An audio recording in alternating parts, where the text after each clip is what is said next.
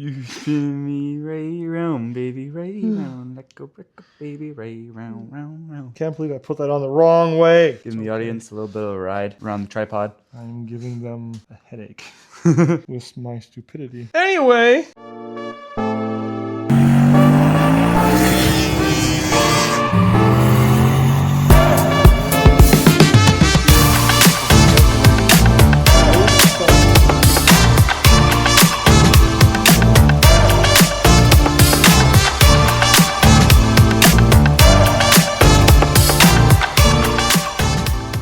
Hey guys, welcome to the vlog today. Today, we are going to be installing our shift assist by Shifnoid for our B&M Pro Stick shifter. I have pretty much all the parts ready I need to install this. So far, this is the shift assist. So I'm going to take this out of the bubble wrap right away. I already unboxed it because I want to get rid of the recycling. So, you know, but yeah, so I'm going to take this out of the bag. I'm going to show you guys what this looks like. The other thing that we're going to be using too is the Intellitronix shift control. Well, I guess it's the Intellitronix RPM switch. So it looks like this. Essentially what we're going to be doing is this is going to get spliced into our TAC, and then it's going to be getting our RPM levels off of it, and then this is going to essentially tell the electronic shift assist to essentially just pull back and shift for us. All right, so here it is. So essentially the way that this is going to work is that this is going to get mounted behind the shifter, and this is our shift solenoid right here. Now it's got these hooks right in here. So it's going to mount onto the shifter, and then every time it needs to shift, it's going to pull back just enough to engage the shifter into the next gear. So yeah, looks like it's pretty simple to install. Looks like we only need a one wire that's going to go onto here. All right, guys, so we are inside the car right now. What we're going to start doing here, I'm going to take the reverse lockout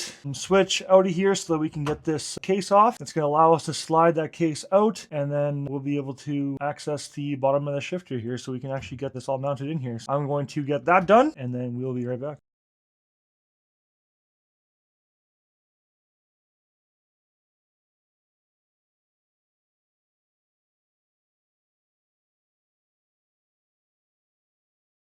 Now that we got the cover off here, we are going to undo these mount bolts, and we're going to get the shift assist fitted behind here, and then yeah, we're going to see how that all fits. So we have the solenoid bracket underneath here. Now when you see the solenoid bracket, there's going to be a hole up top that's over here. Two holes are going to be here and here, and there's also a hole here. Those can all be used for mounting. I'm not going to use them for mounting, but that is an option. One thing that you can do, because it is oblong holes that they are using here, you can slide it backwards and forth depending on how you need to set this guy with when that's all installed. What we're going to do now is we're going to install the part that holds that piece in there. No, it feels okay.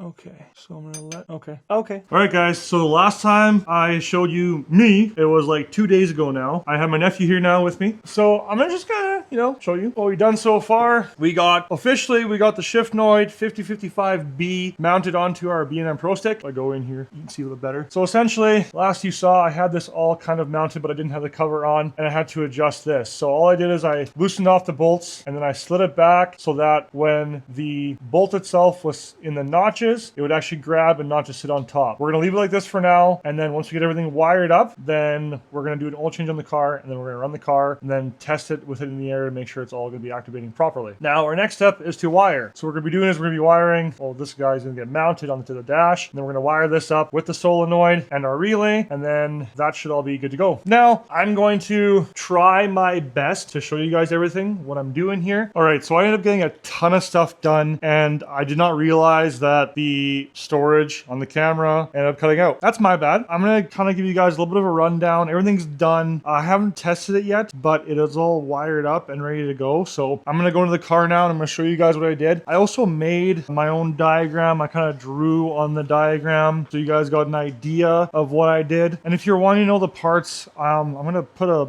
link down below so you guys knew the parts with Summit Racing, what we use for all this stuff. But yeah, so I'm going to show you guys how I did all this. So, and don't mind the mess because I have not done any cleaning whatsoever. So yeah, I'm gonna show you. All right, quick rundown. We got the the bracket mounted onto here. One quick thing, when you do look at the picture that shows you here on how to mount this, it does not tell you that this spacer actually goes into the release handle itself. That actually does not go there. That goes inside of here. So just be careful of that. And then that actually goes here. And then that's how I did mine. The washer's on the outside with the lock nut. But anyway, so that's kind of how that looks. And you can't really see it in there because of the washers, but it's a little gold piece that this guy here. But yeah, it's inside of there. But so anyway, when we got this mounted, we made sure we had the spacing. So we talked about all that. Now onto the wiring. If we look at the diagram here, we have from the relay, so 30 on the relay, to the back solenoid there. So this wire here is tapped in and it runs all the way to the relay on 30 on the relay. Now that is the only thing that you really do for wiring on here, except I didn't have a proper ground going down because everything's all painted in here. So I actually added a ground wire. So I actually went and I put a bolt in and I went and I made a ground for it. So that should give us proper ground. It is a 12 gauge wire, so it should give us enough of a ground. If not, we're going to add more, but I don't see a need for that. That 12 gauge ground should be enough. Looking at the relay, so 86 here is actually going to go, this is our Intellitronix RPM switch. So the Intellitronix switch has 4 wires. So I'm going to show you here 4 wires. So we got red, we have blue, we have gray, and we have black. So that's this guy right here. Our blue is going to go to 86 on our relay. Now remember, this is for when you're using the Intellitronix with the Shifnoid. If you're going to be using something else, so this also works with MSD or Shifnoid stuff, but it's going to be different for digital delay or Nver. I think that's how you pronounce that. Probably butchering it. But anyway, 86 goes to blue. Gray goes to your tack signal. So for me, I have an autometer RPM gauge. So I found that tack signal, which is the green wire on the autometer. I followed that underneath and I tied it into there. You can also find, like I'm running the Terminator X, you can also find it from there, but I just found it from the tack signal. When you're doing the test, you want to make sure all the RPM numbers are matching up, because if also they're not getting good enough power, you have to reevaluate. But that's why we're going to be doing testing yet.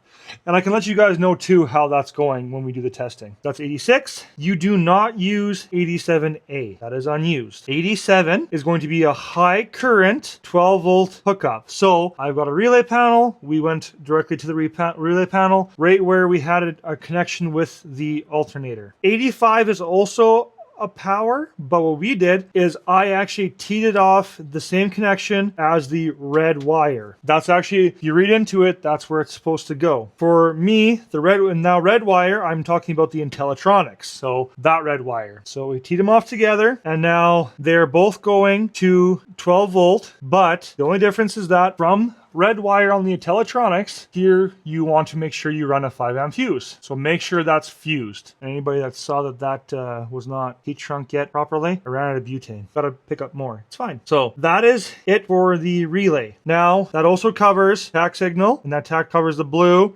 covers your red power. Make sure you do a 5 amp fuse, 12 volt. Now black chassis ground. Make sure it has a good chassis ground. So I actually ended up going out to the frame to make sure it got a good chassis ground for that one, because that's getting the signal from the RPM. And so we actually went close to the engine ground on that one. So I'm gonna kind of freeze frame right here.